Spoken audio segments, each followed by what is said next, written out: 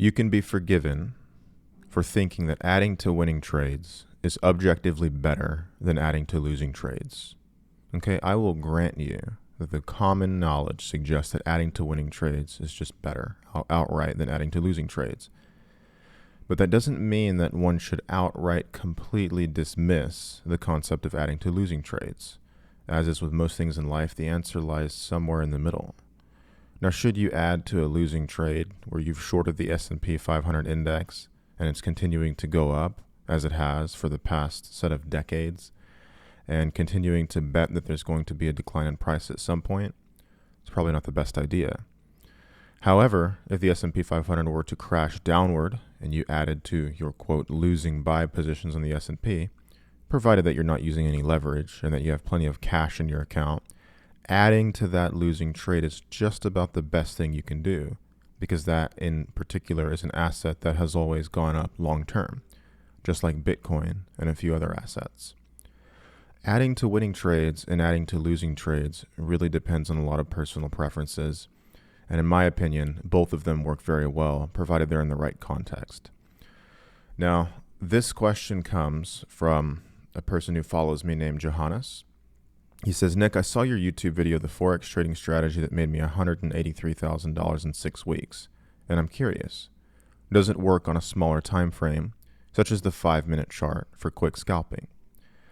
Just to give you a little quick course on what that strategy is, it's very, very simple. I go to the higher time frames. It can be any asset, but in this case, I was using Forex. And then if price goes really far in one direction, the idea is that at some point soon it will have a reversion. It is just the case that Forex in particular has a lot of mean reversion characteristics. The more price goes in one direction, the more likely it is to revert, even if it's just temporarily. And if a person can capture these reversions wherever they do occur, even if price goes against them a little bit, a person can make a good amount of money from these. So the idea here is that, say price goes really far in one direction and you think price is likely to go down. And so you sell thinking this will be the case. But instead price continues to go against you. The idea would be to add to the losing position, in this case a little bit higher, still betting on the idea that price is still likely to have a reversion somewhere in here. And say the original target would have been something like this down here, right? In this case, all price has to do is just come and make a higher low, and then it can still continue in its trend, but you would be out of the trade at a reasonable area. But if price doesn't do that initially, it keeps going against you. And let's say it goes against you again, and you add yet a third position. And then at that point, finally, price has the reversion and it comes back down into profit. One could close all these positions right here at the first entry, and in that case, a person would make, say, profit on the second position, profit on the third position, and they would roughly break even here on this first position. If the trades are held into any amount of profit at all, then a person can profit on all positions instead of just one of them. So, with this being said, that was the basic trading approach. Now, another way to execute this approach is to do what I personally enjoy doing right now, which is to add to trades as well if they start to win. Let's say, for example, you short Euro USD, as I'm currently short right now here in the MFX Nix Trades group. This is a group where I call all my trades on Discord. It's a monthly subscription. There'll be details about this in the description below, but that's not important right now, because what's important you understand is that I've shorted Euro USD with this same idea. The idea that price is going to fall because it's gone really far in one direction. There is no support resistance analysis. There is no real even trend analysis. There is no fundamental analysis. There is no Fibonacci retracement targets. There is no moving averages. There is no indicators. There is nothing except the idea that price has been going up and down and up and down and up and down, and now it's gone really far to the upside. So generally speaking, on an asset like Euro US dollar, you generally see price have mean reversion characteristics. So I've shorted. And then the idea would be is that if your original trade was started, say, here, and price begins to move into profit, as it is doing right now, the idea would be, okay, our first entry was, say, over here, but then as it starts moving into profit, what a person can do if they're wanting to add to the winning trade is the first things they do is they move the stop loss to break even for that original position. Then what they do is they can then enter a second position just below the first position where price started to go into profit. Now, what happens if price has a little movement back up and takes out the first position at break even? Well, you're then taken out of that position at break even, but you remain in more or less the same trade. What this means is that you still give at least one trade plenty of room to move around and plenty of room to fluctuate and plenty of room to account for the volatility and not getting taken out on a simple spike one way or the other. However, you allow yourself to be positioned in such a way that if price does really take off in one direction, as it is literally right now, just over the past hour that I've taken this is probably in about maybe $10,000 of profit for me right now. My profit target's down here for $30,000 and my stop loss is way up here. All this means is that you just make a significant amount more in your winners versus losers. Okay, so consider this. You enter a sell and price breaks above this little resistance zone here. And let's say you close manually right there. In this case, the stop loss functions as just an emergency in case price has a big spike in one direction and you're not able to manage the trade before then. So in this case, you lose about 30% of whatever the original stop loss was. Say a person risks $10,000 at the stop loss and they close here 30% of the way there. Net of fees and commissions, which is very small if you're using a broker that has high leverage and low commissions, you lose about $3,000 or about 1/3 of what your original stop loss was. But say that it begins to move into profit, right? You could make multiples of 2 to 3 to sometimes, in very rare cases, 4 or 5 times what you risked on the trade. Why? Because on those trades that begin to move into profit, where you're able to add and then move that position to break even and then add a third, and then move the third position to break even and add a fourth, and given the fact that price just continues really fast in that same direction, with no additional risk, right? Because all of these positions would be set to break even. You would just have this last position right here as the one that has the open stop loss. And it's still really far because of the way the trade was structured with the big stop loss initially. With roughly no additional risk, you can now have the potential to make 2, 3, 4, 5 times the amount of profit as what you risked. And again, even if you're wrong on this type of position right here, you can generally get out of the trade much, much sooner than the stop loss. And what this means is it just simply means that whenever you do lose, even if you lose half the time, you lose a small amount. But whenever you are right about the direction, which we're just going to say is 50% of the time, because price either goes up or it goes down, and it usually doesn't go sideways forever. So there's a 50% chance it'll go up and a 50% chance it'll go down, unless, of course, you have some type of experience that allows you to have discretion and intuition and price action discernment. Then you might be a little more than 50% of the time correct. However, if we're just ignoring all that and just saying you're right half the time and wrong half the time, the half the time that you're wrong, you lose a little bit of money. The worst case scenario, you lose whatever it was you risked on the stop loss. But the other half the time when you're right, you at least make 1 unit of profit. So it's already profitable just from the get-go. But then on top of that, by adding to winning trades, it allows you to make consistently more on the winners versus what you lose in the losers. So with that context in place, Johannes asks, does it work on a smaller time frame such as the 5-minute for quick scalping? One thing to consider about the 5-minute time frame is that, say price goes really far in one direction. In the case of a movement like this, you could have an idea where price is going down, then it's going up, then it's going down, and then as it continues down here, a person could say that right here, that's gone far enough, and so I'm going to buy. Now again, we're ignoring things such as price action discernment. We're ignoring things such as trend analysis and everything else, because most people aren't going to get it right anyway. Okay, if you don't believe me, go try to do this for yourself.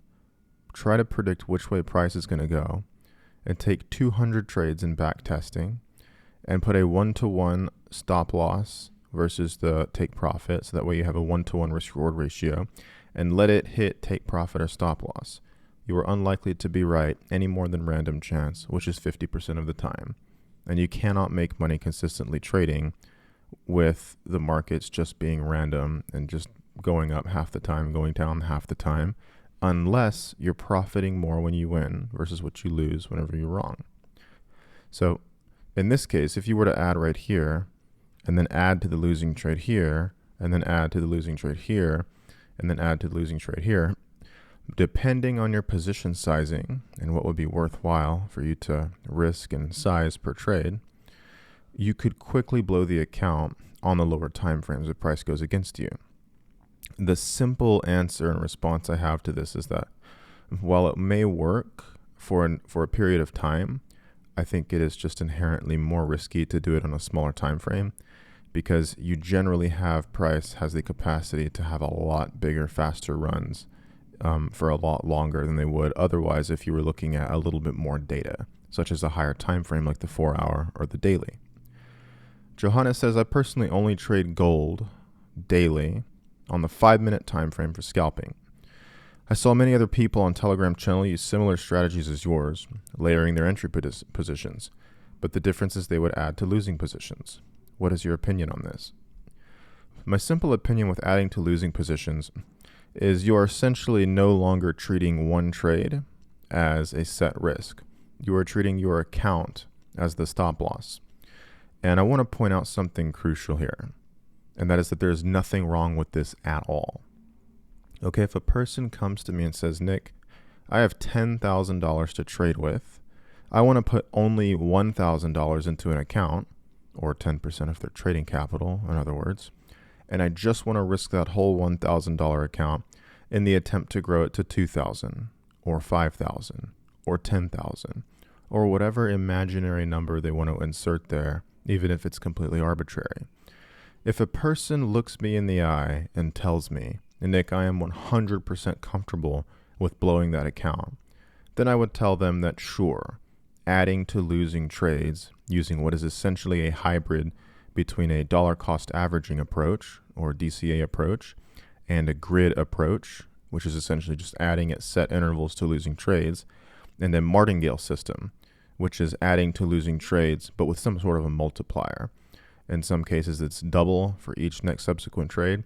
In some cases it's a linear multiplier, such as one lot, and then if that trade loses, you add a 2-lot trade, and then if that trade loses, you added a 3-lot trade, and then a 4-lot, and then a 5-lot, and so on.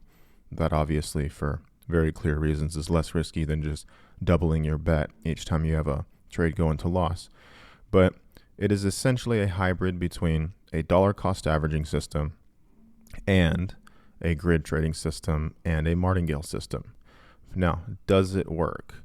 The whole concept as to whether or not it works really just depends on the position sizing. Okay, again, there's nothing wrong with adding to losing trades, provided that you acknowledge and accept, and most importantly, understand that your account is your stop loss when you're doing that.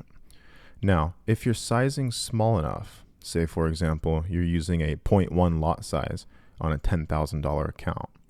If you want to be a little bit more risky, you're using a 0.1 lot size on a $5,000 account.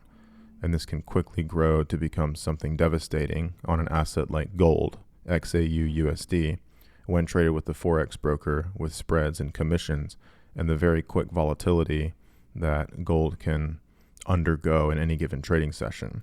Even things like Euro USD can do this, where in less than 5 minutes it dropped 73 pips. So if you're doing that, you have to understand that you can very quickly blow the account. But what's likely to happen in almost every case, for almost every trade, is that you're likely to end in some amount of profit or break even. Why does this generally work so well until it doesn't? It's because markets in general have a lot of mean reversion characteristics, particularly any asset traded in the Forex market. I can't speak to gold so much since I don't really trade gold, and I haven't traded gold since I believe 2020 or 2021. It's been about 4 or 5 years since I've actively traded gold, aside from a few trades here and there. But with that understanding, it is very easy to completely blow an account on a volatile, fast-moving asset if you're using a DCA approach and if you're using relatively high position sizing per trade. So is it an optimal way to go about doing things? Since it depends on so much, I would recommend just starting a demo account and testing it for a minimum of 3 months. This way you'll get a feel for what position sizing to use. You'll also get a feel for how quickly and under what circumstances you're able to grow the account. Using any type of system where you're adding to losing trades, you have to understand that at some point you will blow the account. And so then you have to have some sort of a risk structure in order to still profit, even though you know you'll blow the account eventually. Now, what's the easiest, most simple, basic way to do this? Simply withdrawing the account at regular intervals. For some people, and I think this is a very good idea, in my personal opinion, just withdrawing the account every time it doubles and then taking out all the profits, so you essentially withdraw 50% of the account or all the profits you've made past the balance, and then restarting again is a good idea. This is a good idea for 2 reasons. Number 1, it protects all the profits you've made and leaves your original starting balance in there. And number 2, it still leaves a small amount of capital to trade with that is relatively low risk, since the rest of the money is all just profit. Then, if you grow that next account from, say, $1,000 to $2,000, then you withdraw $1,000 again, you can generally do this a couple times before the account will eventually blow. And that is to say, it is because you will eventually have a move like this happens, which takes out your account and blows it. Again, this is heavily contingent on position sizing, and it only works if you're using small enough position sizing. You will win almost every single outcome. That is to say, you will either make a profit or break even on nearly every outcome if you're doing this, and if you're using small enough position sizing. However, on the one time where price continues against your positions and doesn't come back, say for example, something like this right here, where you've sold at this purple line, you sold again, you sold again, you sold again, and price never came back to break even on all your positions. In this case, you will blow your account. And if you're doing this on lower time frames, you will blow your account relatively quickly. In this case, price over the course of essentially a couple days went up 230 pips.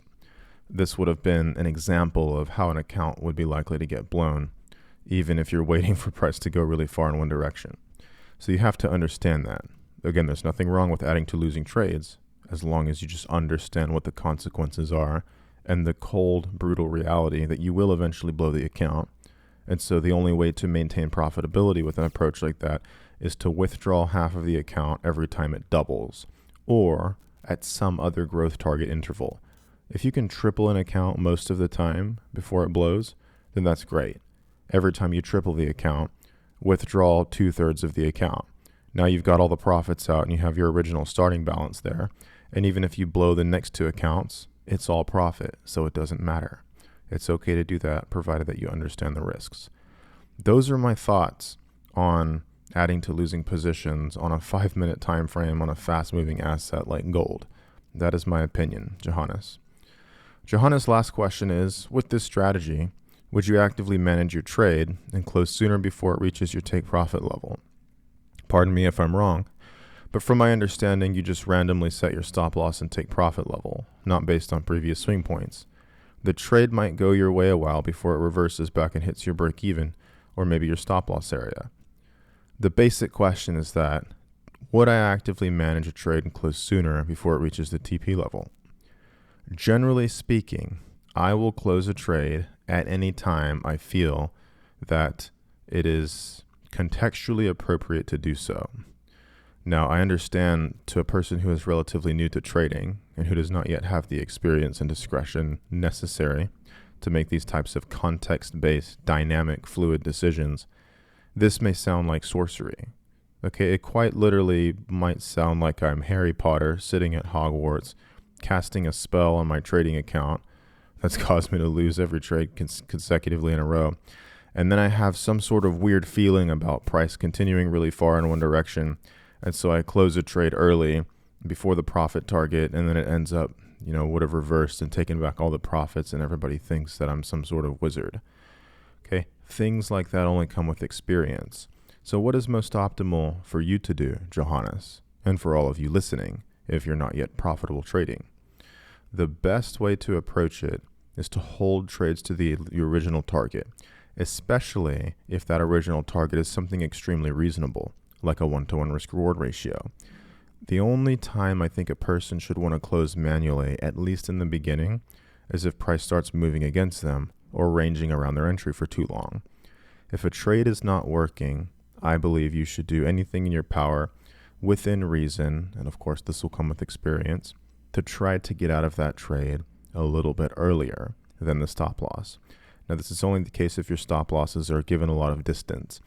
Again, having a big stop loss allows you to structure the trade so that whenever you're adding to winners and moving stops to break even on your previous positions, it still allows you to have a stop loss that's distanced far enough for one of those final entries. So that way, in case you get taken out at break even on all the other trades, if price then starts moving back down into profit, you can still make a profit and it doesn't completely screw up the risk structure and it doesn't completely throw you out of the trade.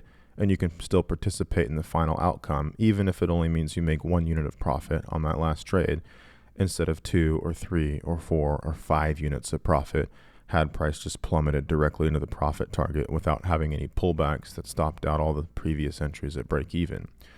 You can do it and it works perfectly fine. But I do think that an acknowledgement of the reality is what is most appropriate when deciding whether or not to close winning trades earlier.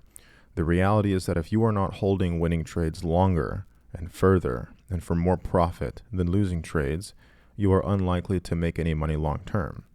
Now, that is to say, you might break even, and that's perfectly fine, and you might end in small loss or small profit, but you will not make money consistently long term by getting out of winning trades early and holding losing trades longer for more loss. When you really look at the black and white metrics of trading, you only make money if the conglomerate of all the basket of your winning trades exceeds the amount of profit than what the losses were on the conglomerate basket of all your losing trades. That is to simply say, you have to make more money when you're right, on average, generally speaking, as opposed to what you lose when you're wrong. This is why it doesn't matter if price only goes up half the time or down half the time.